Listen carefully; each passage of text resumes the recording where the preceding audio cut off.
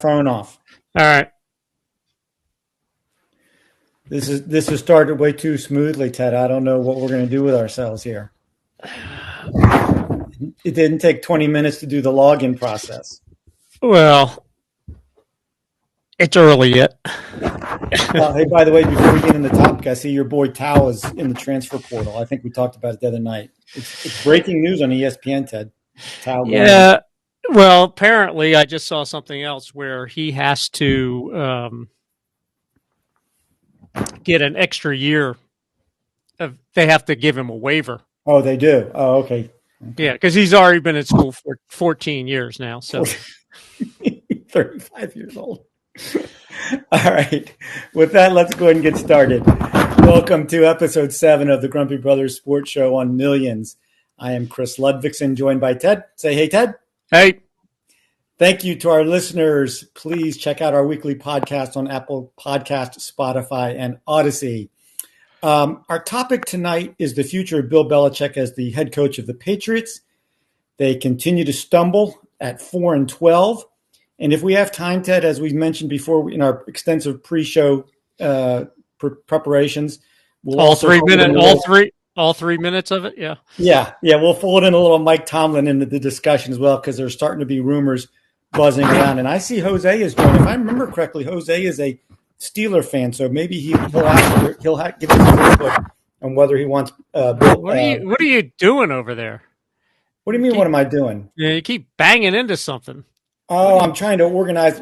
Myself. You're making me deaf over here, man. Sorry, I'll stop. No, I mean, not only that, you're not letting people hear the wisdom coming out of your mouth. How's that? Okay. Anyway, Jose, let us know if you want Mike Tomlin to hang around as a Steeler head coach. All right, let's get into Belichick, Ted, and a little backdrop here. With his 6 Super Bowl wins, I would say for the last decade or so, he has generally been regarded as the greatest coach in NFL history. Well, certainly in ESPN timeframe. Yeah, they're in their view. Okay, but now when I see people say he's the greatest ever, I don't see them put any caveats on it, like no. Bill Walsh and Vince Lombardi are just has-beens. We don't think about them anymore. No, I understand that. But it is the current. Yeah. Well, it's recency bias. Yeah. Right. Yeah. Okay. Wow, that's nice. I like that. Yeah. Ted, I'm a very well-read person. Yeah. Well, yeah. You have eye discipline. That's good. I have eye discipline when I read. Yeah. Ted, here's my comment though. Since the GOAT has left, since Tommy, say it for us. Tommy. Since Tommy's left, I don't think the numbers support that claim anymore. Let me give you the numbers. You know, I love my numbers. Okay.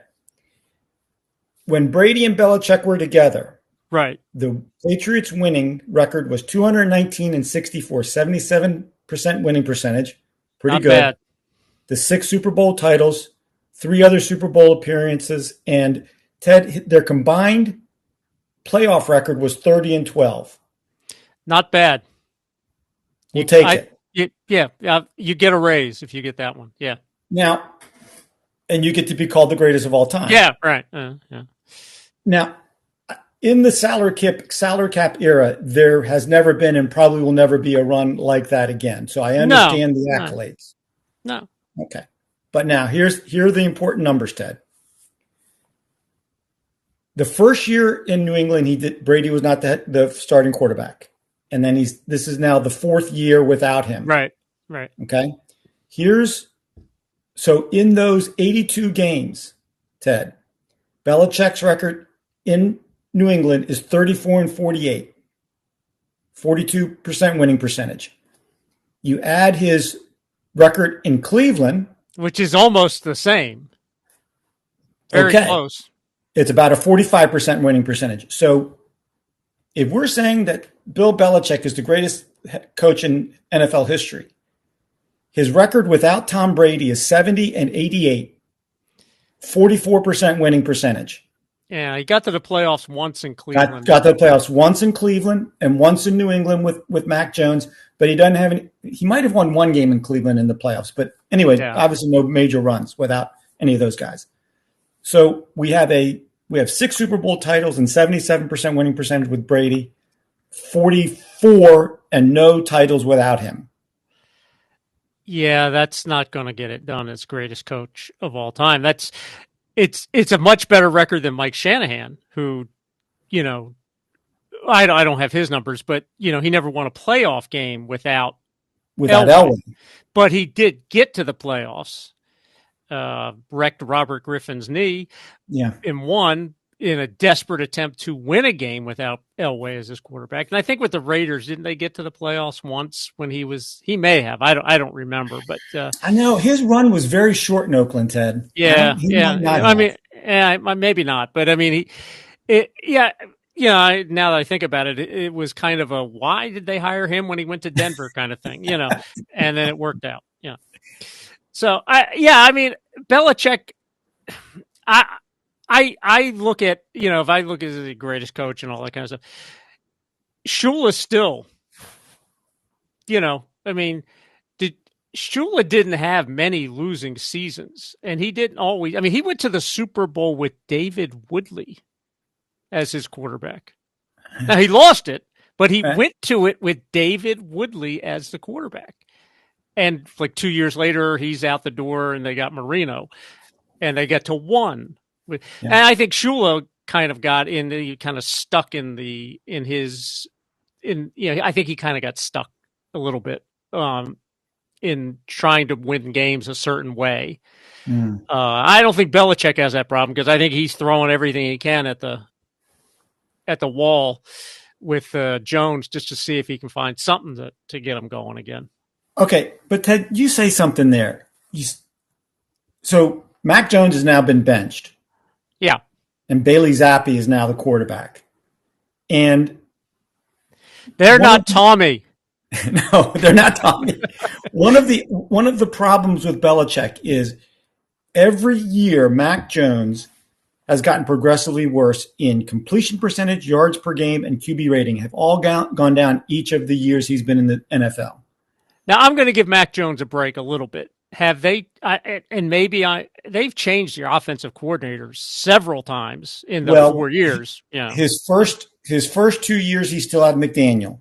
And the year that they made the playoffs, McDaniel was the offensive coordinator. Then they had the ill-fated season with Joe Judge and Matt Patricia calling plays. Right. Yeah. There's a good idea. And now Bill O'Brien, who I've never been a huge fan of, is back in New England as the offensive coordinator. So, yes, he's on his third offensive coordinator. And clearly that process hasn't gone well. Well, because Belichick's a defensive guy. Right. So, I'm sure he has influence, but the offensive coordinator is taking over most of the day-to-day stuff. Okay. So we're kind of touching on a subject here that I think is part of, and so when we put his record and his stats and the Patriots slide since Brady has left, when we put that all in the mixer and we say the point of this discussion is, has Bill Belichick, because of his 6 Super Bowl titles, earned the right to make a decision on when he leaves, how he leaves, basically decide his future? Or if you're Robert Kraft, the owner of the Patriots, and my understanding, what's being reported is that right at the end of the season, there's going to be a meeting. I'm guessing that this is all going to be discussed. Sure. But you're Robert Kraft, and you're sitting in your private jet flying home this week. Yeah. What are you planning on saying to Bill next week? Well, so I read all the time that he must be somewhat under contract for next year, because there's supposed to be trades to get him. Yeah. So he's under contract. Right. So I might ask him, where do you want to go? Because you're not here. It's over here. He's almost 70 years old. No, Ted, he's 71. He's going to be 72 next season. I thought he was 68 or 69. No. He's 71. He'll be 72 next football season. Okay. So where do you want to go? I mean, or do you want to, because you're not going to. I mean, the first thing, okay, it's over here, Bill. We can get you to go somewhere else. Where do you want to go? And then we'll see if we can work something out. Okay, so you said something a moment ago when you brought Shula into the mix. That's an interesting point, also, because if I have my numbers correct, Belichick is 26 wins away from the all-time. Yeah, something like that. Yeah. Now, I think which was a foregone. It was a foregone conclusion 3 years ago that he was going to pass it. Right, and leave Shula in the dust. Right. And I think now, if you're Robert Kraft and you think that Belichick, if you say to him, Bill, it's done. Right. And you think Bill is going to go then coach someplace else. Yeah. You would hate seeing him break Shula's record wearing someone else's visor and hoodie. Yeah. Okay. Because he had 36 wins with Cleveland before he ever dawned and he needs those 36 wins. So yeah. Okay. I'm imagining Robert Kraft is a lot more warm and fuzzy about Tom Brady than he is Belichick at this point. Yeah, no doubt. Okay, so if you're Robert, so you've answered one of the questions that I have, which is, you don't think Belichick has the right to go out, that if you're Robert Kraft, you're saying, Bill, it's time. This is not working. Well, Robert Kraft didn't get to be owner of the Patriots by being wishy-washy. You know, This is true. He's certainly made cutthroat decisions in the past. I'm sure of that. And I think they've had this talk a couple of times during the year on a way back from some of the losses that they had on the private plane. You know, they get on the private plane on the way back and players are dozing off or whatever. And he sits next to Belichick and says, all right, Bill, you know. Okay. And yeah, there have also been rumors that I've seen and heard on some of the radio shows that I listen to that say Belichick has already told his assistants that he's not certain that he's going to be in New England next year. Now, wow, he's not certain. I'm pretty sure I would be if I was him. But maybe Kraft hasn't gone there. Yeah, maybe not. Now, so we've eliminated one of the points that I want to discuss, because if you had said to me, hey, 6 Super Bowl titles, he deserves it, right? If you had said that, my response would be, at this point, the Patriots have the 3rd pick in the draft. Right. Bears and Commanders go 1 and 2, and they're almost certain each of them. I think they're both going to take quarterbacks. So let's assume Caleb Williams and Drake May. You're saying that the Bears are going to give up on Fields when they're this close to the playoffs. If they have a little bit of luck, they could make the playoffs. And you're going to throw him under the bus. A kid from the Ohio State University, you're throwing him under the bus. What if the Bears, because they have we're taking Marvin Harrison. Okay, no, we're way off. We're way off. No. But let's hit that topic really quick. If I were the Bears and I thought that was the case, I would trade down to 3. Okay. Because I think Marvin Harrison. I think whoever's going to get to 1 and 2 is going to take a quarterback. Probably, yeah.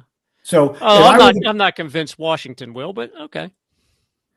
See, one of the advantages, particularly for the Bears, Ted, is you reset the rookie salary level. Sure. Yeah, sure. And the other thing is, while Justin Fields is a dynamic runner and makes some plays, when you see C.J. Stroud right out of the gate come out and be a much more effective pocket passer than he has in his 4th year or 3rd year, whatever it is, doesn't it say to you that maybe there's a problem with Justin Fields as a passing quarterback? And at the end of the day in the NFL, you have to be able to throw the ball.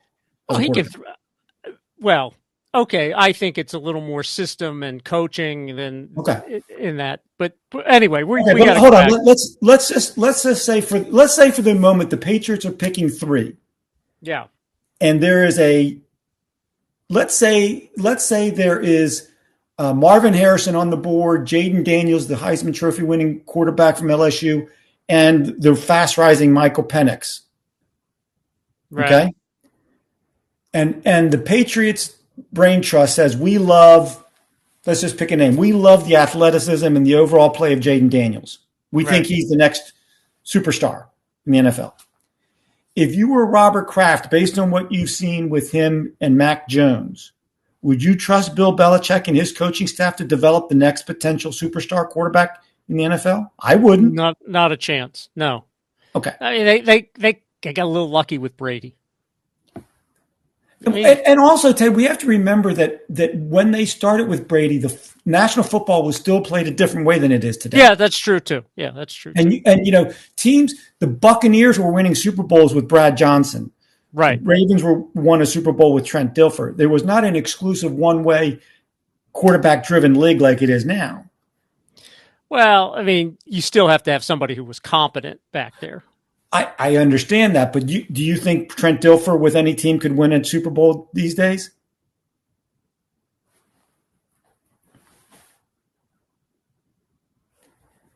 Okay, we're hitting a little break here. Ted's going to jump off and jump back in. Hopefully we'll get a little bit, clear up the line. So while we're waiting for that, Ted, can say something. I still see you on the screen. Now, go ahead and jump out and jump back in. Can't hear you.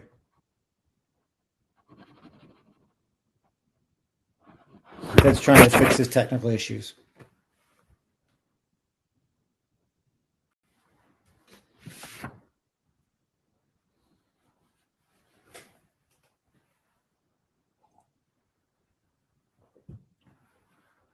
Okay, Ted has left. Hopefully he'll come back on in a moment. We did this the last time and it cleared it right up. So, all right, let's see if we can get him back in and working again. There we go. We're back. There you go. That works. Okay. So Ted, picture gets all fuzzy and then I go away. That's interesting. Now, okay. So let's go to this question, Ted. Robert Kraft calls. You're now Dean Spanos, and you're the owner of the Chargers. Yeah. Okay. No. I can answer that question. No. What's the question? What are you going to trade? Do you want Belichick to be your coach? Blah, blah, blah. No. Okay. You're not giving up any assets for Belichick. No. Okay. I'm 70. He's 71. I got a quarterback who's 26 who can throw it a mile. I want somebody to. I would rather bring back Tom Flores or somebody from the old Raider days. Chuck it up, man. Let this guy air it out a little bit. The other thing is, it's still players. It's not only Brady, but he had Gronk and he had Welker and he had and the other thing and then the third thing is Belichick's been in charge of player whatever. So you have to. Is he going to accept being the coach? Just the coach, right? That's the other thing. Yeah.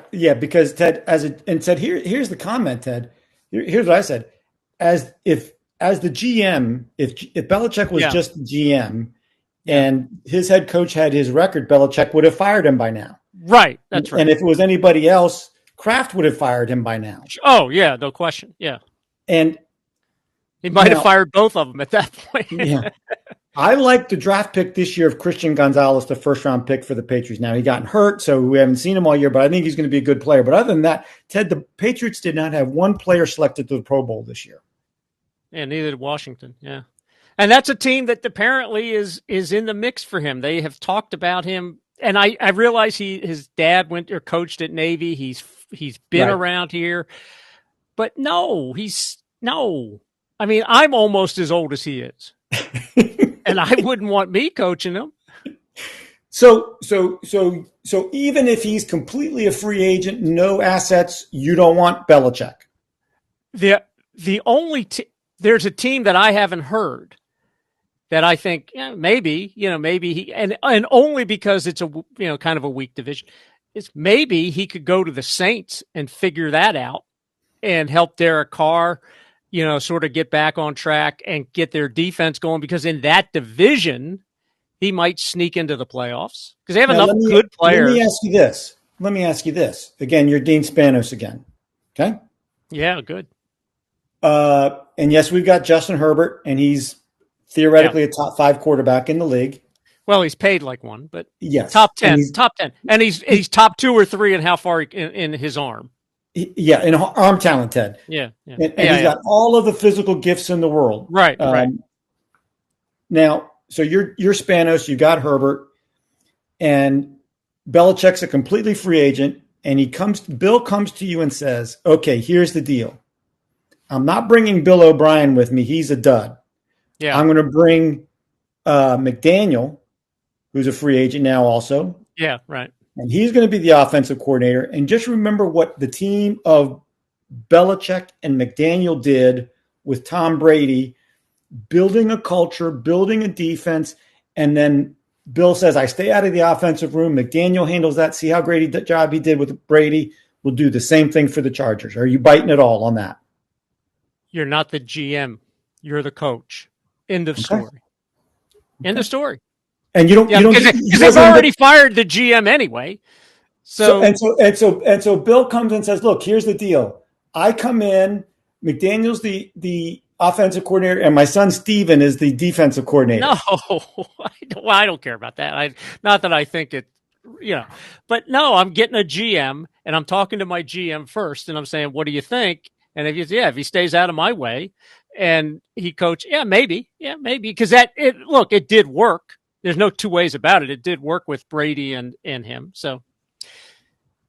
Now, and one of the things we have to remember, the first 2 Super Bowls that they won in New England, Brady was a good quarterback, but that was largely a defensive team. That was back in Teddy Bruschi and Willie McGinnis, Ty Law.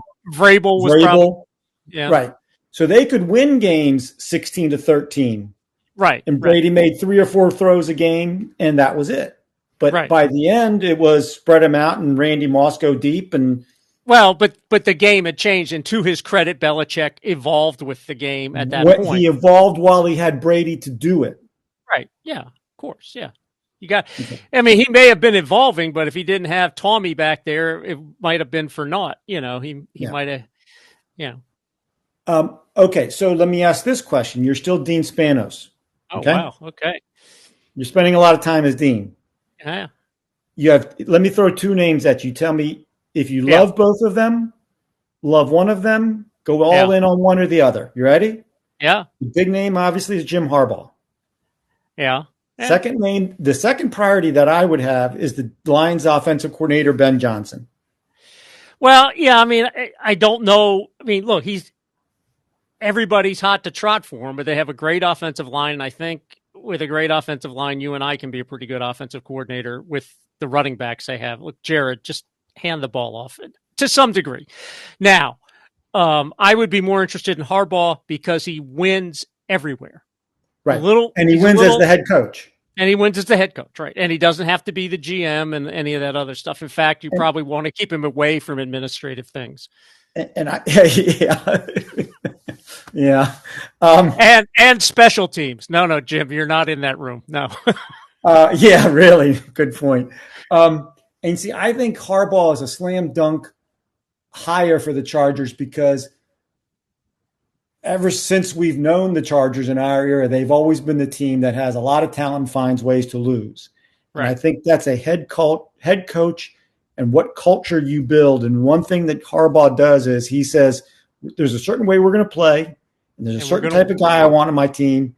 And I think by year 2, he would be in the playoffs, and by year 3, he'd be ready. I mean, they went to the Super Bowl with him with the 49ers, and whatever happened, I don't know if it was just because he wanted to go back to Michigan and save Michigan, or if there were other things. I don't remember. If you remember, Ted, after they played in the Super Bowl, Kaepernick's play started to decline a little bit. Right. They started to lose a little bit, and I think it was sort of a mutual parting of the ways type of situation. And they went to Jim Talamuso. Was that, or what was that? Yeah. I know the guy you're talking about. That didn't work out too well either, did it? No. All right, we have plenty of time. Let's spin it over to Mike Tomlin, Ted. And some more stats for you. Tomlin has been the Steelers head coach for 17 seasons with a very impressive 172-102 record for a 63% winning percentage. And he has the great stat in his 17 years of never having a losing season. Yeah, that's good. Yeah. Now, this add to that, the Steeler organization has this incredible record of since 1969, Ted. Yeah. 3 head coaches. Yeah, and he's one of them. Chuck Noll took over in 69, then Bill Cowher, then Tomlin, and in those 50-plus years, they've won 60% of their games and 6 Super Bowls. Can't argue with any of it, right? No. Okay, now, there's grumblings about Tomlin. Yeah. If you're Mike, let me ask this question. If you're Mike Tomlin, do you want to leave Pittsburgh? I don't think so. Because they're not going to fire me. So why would I go someplace and where the coaches or where the owners have less patience than they do in Pittsburgh? If Dean Spanos came to you and said, Harbaugh's too expensive, I want a head coach, come out here and coach Justin Herbert. Well, you're going to have to trade for him. So then it's going to be, what does it cost? What's the cost to your team? How many draft picks or whatever it is you got to be? Yeah. See, here's the thing about Tomlin. I think that people are, it would be interesting since Roethlisberger left they've been much more mediocre, right? 27, 22 and 1, Ted. Since he left. 54% winning percentage. Yeah. So, it just goes to got to have a quarterback. Doesn't matter. Yeah. Got to have a quarterback, and they haven't had one. They're on Mason Rudolph's 3rd trip as a starter. They went out and gave Trubisky an effort or a try because they thought, well, but no, that wasn't the answer. And Kenny Pickett, are they in love with him still? I don't know.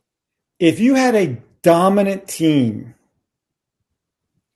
Kenny Pickett might be able to make a run for you. But one of the things that I don't understand is how many years Tomlin has been there. They've never had what I think is a really, really good offensive line. And with Pickett as the quarterback, they try to make the ground game more of a factor, which I think it's a little bit better this year. Najee Harris is a good back. I like this kid Warren. I like that tandem that they have there. But Ted, one of the things that I can't quite put my finger on what's going on there in Pittsburgh because this guy George Pickens and the other receiver Deontay Johnson, both of them seem to out of here. You can find guys like him. Get him out. Get him out. They went through this. They had Antonio Brown. They did this, and he was better. And they put up with it for a while. These 2 guys aren't good enough. They're not good enough to put up with all their antics. They're out of here. Get rid of them. See, now you brought up Antonio Brown, Ted, and I actually have this in my notes as well, which is throughout Tomlin's career, I have gone up and down on him as to how good of a head coach I think he is. In the Big Ben era, when they had Le'Veon Bell and Antonio Brown, I was down on Tomlin because I thought, look at all the talent this team has, and they consistently lost to Tommy and Belichick and the Pats in the playoffs. They could never get over the hump. Now, after Bell and Brown both leave and you realize how big of a knucklehead those 2 guys are, I now actually have more respect for Tomlin that he was able to keep the ship afloat as much as he was with those 2 guys having such a – when your best players are not good team leaders and good team guys, it makes it hard to be a great team. Right. My only question about Tomlin in the since Roethlisberger essentially since he left is they don't look often enough like the Steelers are supposed to look. And I know that's old. I mean, I know I'm old and I know they can't play like they did in the 70s or something. But in my mind, when teams go into Pittsburgh, whether they win or lose, and they should lose 2/3 of the time, but when they come out of that game, there should be hurt. They should no, I mean, really, they should be limping out of there. They really should be. That the next week they have no chance. That's what I think about the Steelers, is that even if we lose, you're going to pay for it. And they just don't seem right the last couple of years to be, particularly on defense, they just don't seem to. Well, and see, that's fascinating because Watt is a dominant player. Yeah. He's one of the best probably one of the best 2 or 3 defensive players in the league. Yeah, but it. And Hayward's on the last legs. Yeah, but he's still a good player. I like the rookie Porter they got to play in the secondary. Yeah, he's nice. They've got a few other nice. Oh, the other outside, but he's not because he's a different position. He's not like playing his father. No, his father would make you hurt. Yes.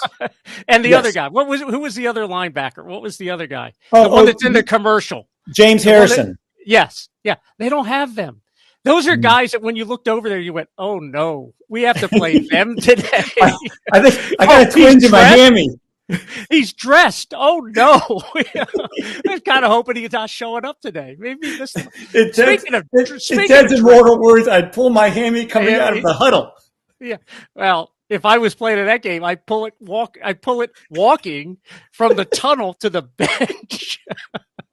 And speaking of guys that have hammies, we just go off track because Ron Rivera is out the door after this in Washington. Last week and this week, after the previous games 14 and 15 where they benched Howell, and then they had made Brissett the quarterback, and then all of a sudden he's got a hamstring. What he look at the game film of the 49ers go, oh no, I didn't see the schedule. He got in and out of his SUV. Oh, there it goes. And Hal's looking around. Hal's been hit like 1,000 times. Hal's been like in the ring with Ali for 15 rounds, right? All year. And he's trying to get a couple of days off. He's just looking around going, all right, this Sunday I'm not going to get beat up. The old guy gets out of his car and he pulls his hamstring. What, are you kidding me? And he's got to play this week against the Cowboys, and they mean it. They need Micah Parsons and DeMarco Lawrence are going to be coming off the edge. The 49ers needed it last week, and they put a licking on the Commanders, and Howe got hit a bunch, and this week the Cowboys need it. It's not like the game he played against it last year where it didn't matter. This year he's seeing them all. Well, if I'm Eric Bieniemy, I got a lot of runs on my play call sheet. If I'm Sam Howell, I got a lot of runs in my audible. In my audible list. in my Omaha. Kill, when I go kill. We're walking up to I got the play. Okay, great. We walk up to the line of scrimmage. Oh, Omaha. Somebody's running the ball. Whatever it is. Hey, Ted, speaking of getting off the track. Yeah. You mentioned Mason Rudolph a little while ago, and he proved to be a better option for the Steelers than Mitchell Trubisky. Yeah. Ted, in the 2017 draft, the Bears had the 3rd overall pick. Yeah. Traded up to 2 to take Trubisky. Yeah. Meanwhile, Andy Reid and the Chiefs traded up to 10 to take Patrick Mahomes. Well, but this has been a problem with the Bears for a long time. Ever since Sid Luckman. Well, McMahon was pretty good. McMahon was okay, but then or better than okay, but he just got hurt too much. But they haven't, they drafted Bobby Douglas and thought that was the answer, so. And I know somebody who's met him. Nice guy. Says he's the nicest guy in the world. But didn't work out playing the quarterback. Passes came out looking like knuckleballs. He made Billy Kilmer look like he threw a nice tight spiral. Yeah, but he threw it a lot harder than Billy Dillard. 6'9", man. He's throwing downhill. By the way, I saw completely off. Before we go back to Mike Tomlin, completely off. I saw a great quote today. I don't know what it came from, but it had a picture of Bob Gibson.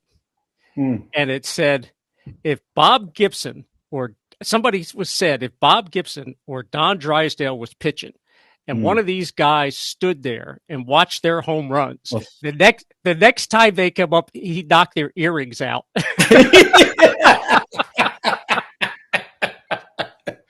Or Ted did one of those bat flips. Yeah, whatever. And then do the bat flip.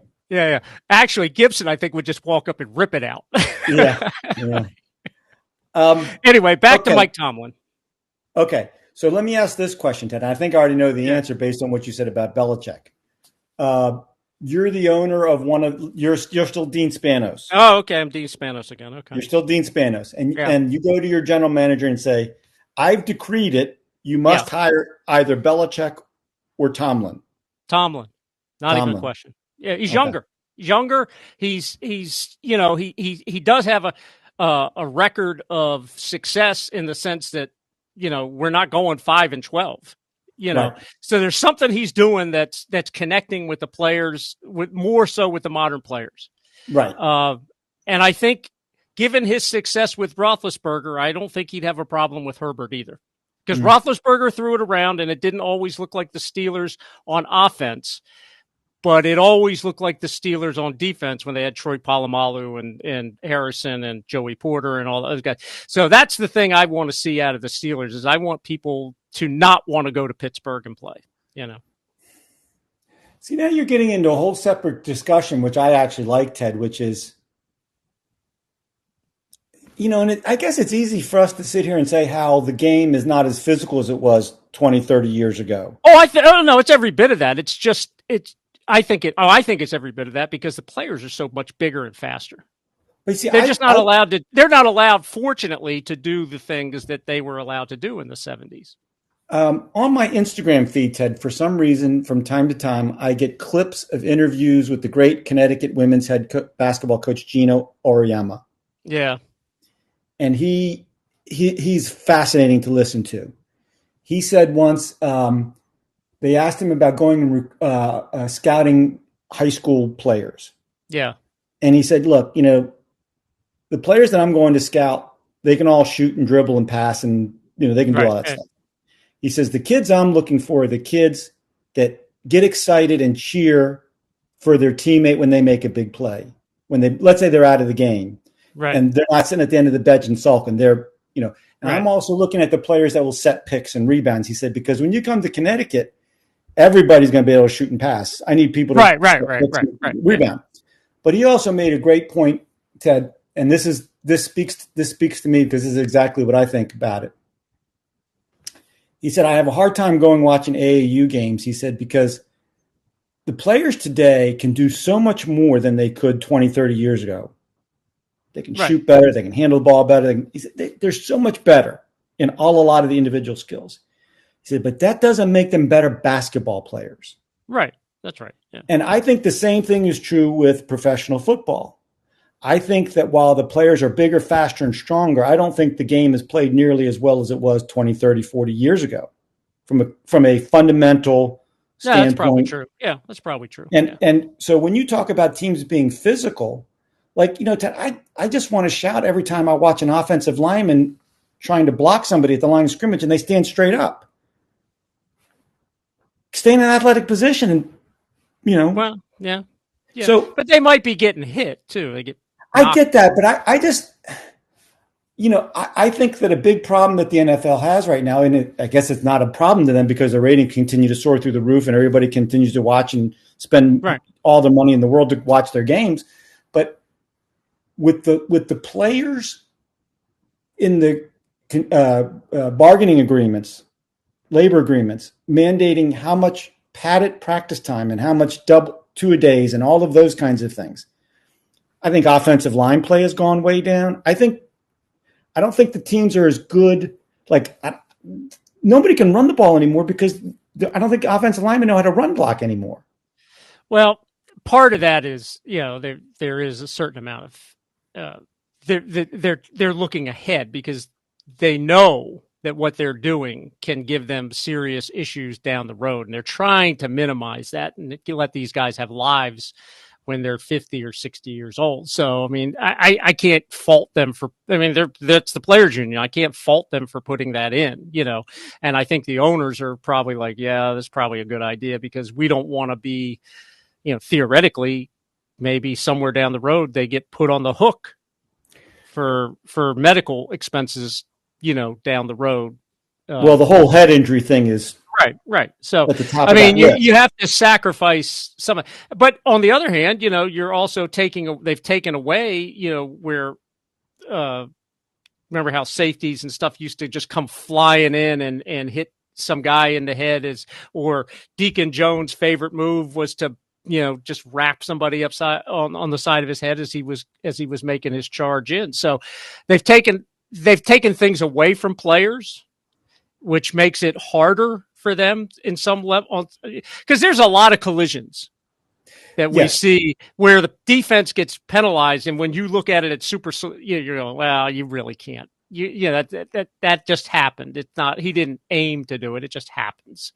The standard nomenclature is that football is a contact sport. No, basketball is a contact sport. Football is a collision sport. It's a high-speed collision sport. I mean, the guy here, Maryland, the juggernaut. Yes.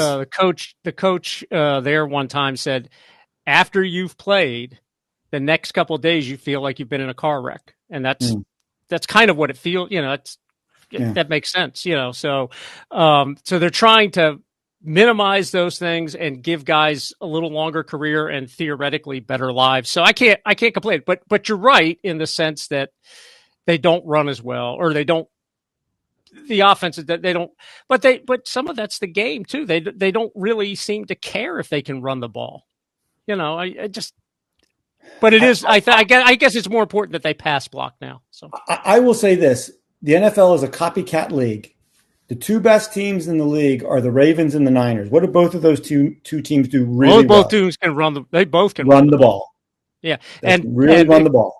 And if they'd had a little better quarterback play, Tennessee for a couple years was, we're going to run the ball, and we're going to give it to 22, and you guys can't stop it, and it goes back to even like you like to say with Jerry and Jimmy with the Cowboys. Yeah, we're giving it to Emmett. Nothing you can do about it. We're going to run it right off tackle. See if you can stop it. Yeah, right. Yeah. So. But it's different, but it's still very. There's no question, it's still very physical. We've discussed Vrabel a couple times as the Titans head coach, and then in the Patriots day. I'm also hearing rumblings that he's not happy in Tennessee. Yeah. Would you give up assets to get him as the head coach? Well, if he's not happy in Tennessee, you got to hope maybe they fire him. I don't think they're unhappy with him. I think he's looking at Tennessee going, this is not going to get me to the promised land. Well, he doesn't have a quarterback. And Derrick Henry is certainly on his last legs. Yeah. They're in a rebuild in Tennessee. So if you're New England, okay, you don't really have a quarterback. That's the first problem.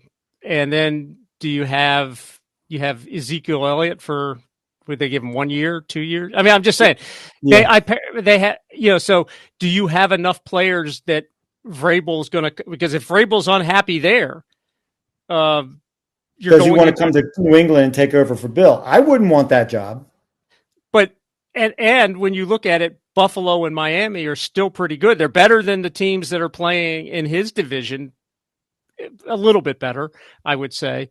Mm-hmm. So, if he's Tennessee now, maybe he can convince them to. Well, see, I like their quarterback. He's just been hurt, Levis. I like Levis. So he has to believe that Levis is going to develop and stay healthy and all this. So, I mean, I don't know if I was Vrabel, if I'd be running straight to New England. I think I'd stick around in Tennessee for a while.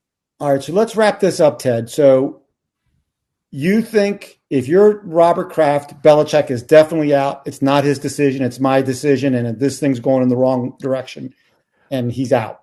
I can't believe that they gave him an extension over the summer. The only reason, obviously if they'd made the playoffs or had been competitive, you would go, it's a great move.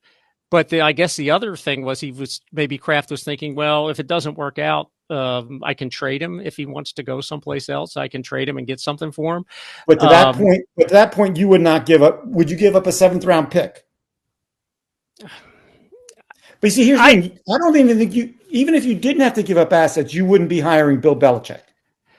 I might if I was New Orleans, because again, or somebody like that, where you're in a kind of a weak division, you have a halfway decent quarterback who's a veteran. And if I can just figure out a couple of other things, we might be okay. I bring in Josh McDaniel. I did do this. I might be okay in that situation. But if I have, I have a $50 million a year quarterback over here.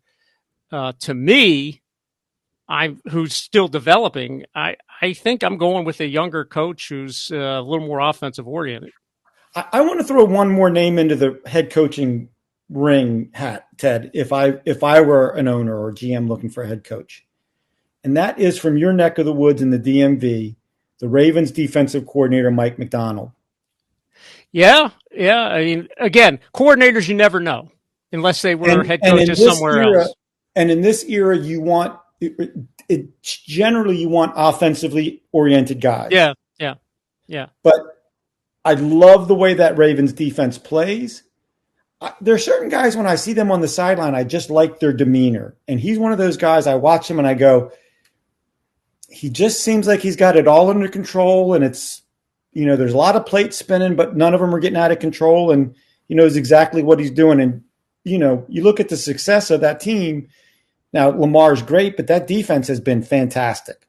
Yeah, they've been, well, for the most part. They've had a couple of bobbles, but most of the time they've been really good. If he came to you and said, I've got the next hot shot offensive coordinator ready to go to join me, he's going to handle the offense, I'll handle everything else, he would be an interesting hire because, like we talked about with Tomlin, I like the younger connection with the current athlete. Right. Yeah, they've even made an article. There was an article today that said that maybe Washington would be looking at him, which makes some sense. But I also wonder if, then you really have to have an offensive coordinator because you're going to have a young quarterback, whether you stick with Hal or you go get somebody. Well, and, the Commanders have a really awkward situation because do we think it's 99% certain Rivera's gone? 99.9%? I think 99.9. Yeah. Okay. Yeah, I mean, so if you're Harris, the owner of the Commanders, yeah, right, you've got an awkward situation because you bring in Bieniemy. Yeah. Are you no. He didn't bring him in. That's right. Came in with Snyder. He doesn't have any. He doesn't have any.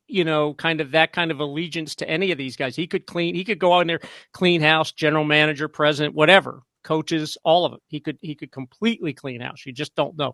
Or he might think that, well, Bieniemy has been doing kind of a decent job. We just don't have any linemen. Let me give him a crack at being head coach, being an offensive guy. And we got $100 million in cap space and a bunch of draft picks. Let's go get some offensive and defensive linemen. So if you're the Commanders, Rivera's gone. You can have your pick. Is Harbaugh one? Oh yeah, if you could get Harbaugh, yeah. Okay, he's one. Would you put Tomlin ahead of either Macdonald or Ben Johnson? Yeah, because I'm not giving up a third round pick for him, but if it's a 6 or a 7, okay, because he's had success. You have somebody who's won a Super Bowl. He's got a good record. He's got a rapport with players. I would take him if the price wasn't super high. All right, and then anybody else you're going to consider? I don't know how they think about Bieniemy in because he's only been there the year. There have been good spells with the offense. There's been a lot of mediocre play and a lot of bad play. And a lot of it can be laid at the feet of, we just don't have any linemen that are any good, because our quarterbacks become a punching bag, so. And you still think Sam Howell has potential? I think so. McLaurin loves him. But if they have the second pick, let's say I'm sorry to hear that Drake May might go past Caleb Williams. If Caleb Williams is sitting there and you have the second pick, I think they'll probably take him. But okay. But let me put it this way: what has he done in college that makes you feel? I mean, his junior year he was great, no question. His sophomore year at Oklahoma, he was great. Yeah. Okay. So this year, or whatever year he's in, I don't know because of this trade, whatever. Because I'm sure he's eligible to play. I think he's eligible to play another year. So if let's say he's a junior. Yeah. So, but then you watch this year. Yeah. He's okay. It's been okay. And then you watched what was the game that we both saw? Was it Washington State or whoever it was? where he's sitting on the bench. And look, I get it. He's put up like 37 points. He's done all he can do, and he's discouraged because he's seeing this play out again and again. Yeah. But that's not the look I want on my quarterback's face. You're right. And that's not the body language I want out of him, because in the NFL, every week is that week, or can be that week. That's true. I personally think Caleb Williams has the perfect combination for the current NFL of mobility, playmaking, and arm talent. I think he's too good of a talent with all of those aspects. And I think that I think if he's there and you're the Commanders, Ted, he's also a DC kid. Yeah, I know. That's the other thing.